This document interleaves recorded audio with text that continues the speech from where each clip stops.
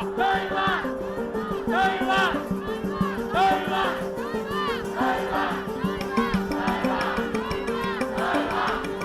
為我哋已經冇晒退路，我哋太多嘅妥協啦，所以更加要俾佢哋睇到香港人嘅決心。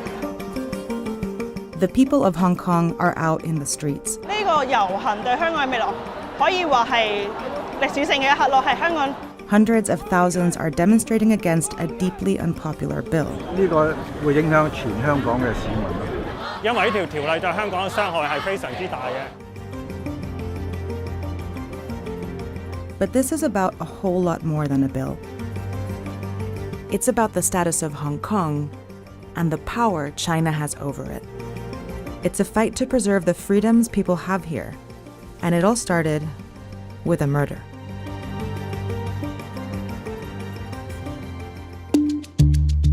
On February 8, 2018, a young couple, Chan Tong Kai and Poon Hyo Wing, went from their home in Hong Kong to Taiwan for vacation.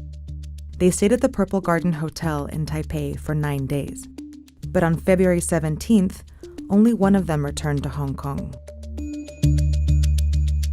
There, 1 month later, Chan confessed to murdering his girlfriend, who was pregnant at the time. But there was a problem. Hong Kong authorities couldn't charge him for murder because he did it in Taiwan. And they couldn't send him back to Taiwan to be charged because Hong Kong and Taiwan don't have an extradition agreement. So in 2019, Hong Kong's government proposed one. It would let them transfer suspects to Taiwan so they could be tried for their crimes. But the same bill would also allow extradition to mainland China, where there's no fair trial, there's no humane punishment, and there's completely no separation of powers. And that's what sparked these protests. China and Hong Kong are two very different places with a very complex political relationship, and the extradition bill threatens to give China more power over Hong Kong. See, Hong Kong is technically a part of China, but it operates as a semi-autonomous region. It all began in the late 1800s, when China lost a series of wars to Britain and ended up ceding Hong Kong for a period of 99 years. Hong Kong remained a British colony until 1997, when Britain gave it back to China under a special agreement. It was called One Country, Two Systems.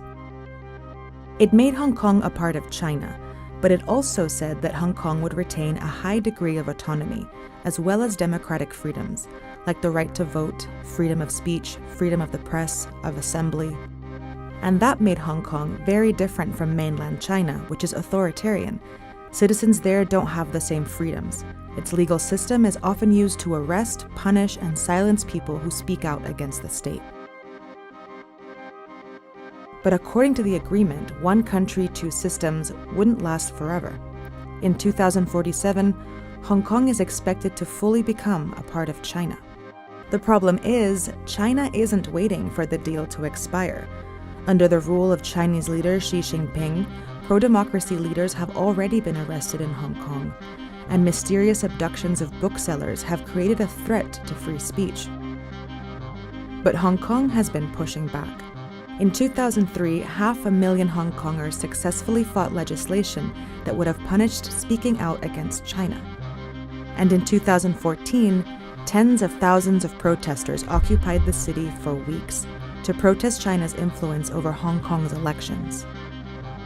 Now, Hong Kongers are fighting the extradition bill because the bill is widely seen as the next step in China's encroachment on Hong Kong's autonomy. 因為我哋對呢個中國嘅法律係冇信心。任何一個市民，如果係大陸政權，佢係唔中意你，佢可以用一個任何嘅理由。如果那說難聽點，如果他們條例通過，那就代表香港淪陷。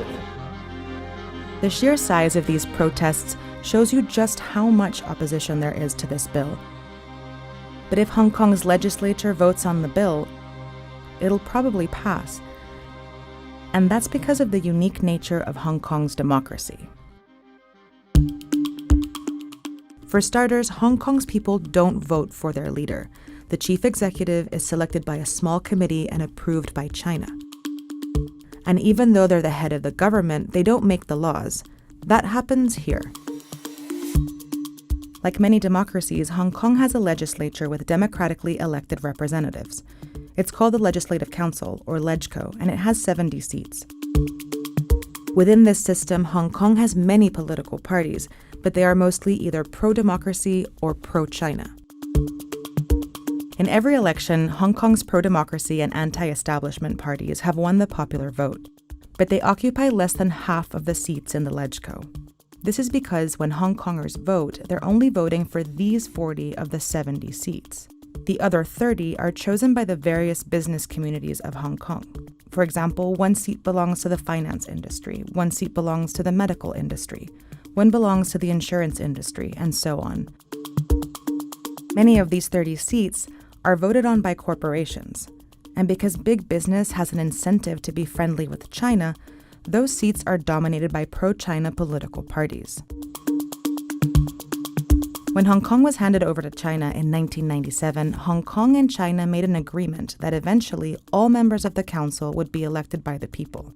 But that never happened, and ever since the handoff, pro-China parties have controlled the LegCo, despite having never won more than 50% of the popular vote. The way it's structured, they want to make sure that the executive branch can have easy control over it, and that would serve Beijing very well indeed. Within this unique structure, the extradition bill has created new tensions and fueled anger among pro-democracy politicians, and it's driven hundreds of thousands of Hong Kongers into the streets. 其实民主的基础本来就是建立在人民上，所以大家都走出来，那你还能不重视这个事件吗？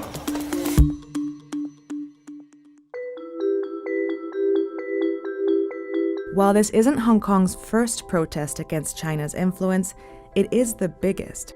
And many say this time is different because of the people involved. Professionals like lawyers and politicians are participating. Our legal sector staged the biggest ever protest parade. But it's young people who are at the forefront, since they have the most to lose. They are the first generation born under one country, two systems, and in 28 years, when that arrangement ends, they'll be Hong Kong's professional class. I won't be around anymore. It's their future, it's their Hong Kong. They have every right to fight it. 佢哋出嚟係唔係為咗自己，佢係為咗成個香港嘅未來。好感動，真係好感動。 The protests have convinced Hong Kong's government to suspend the bill, but that's not enough.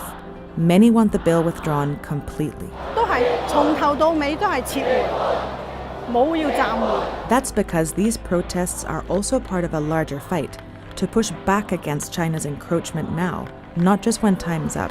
其實唔使2047年啊！我話俾你聽，其實你而家見到大陸政府其實一路已經將嗰條線推前。所以大家只係想為自己原本擁有嘅權利去出嚟遊行咯。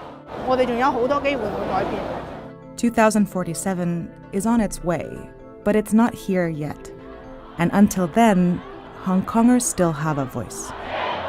History will tell whether we succeed, but even if we failed, history would say they did put up a fight and they didn't just take things lying down, and that's what we're trying to do too.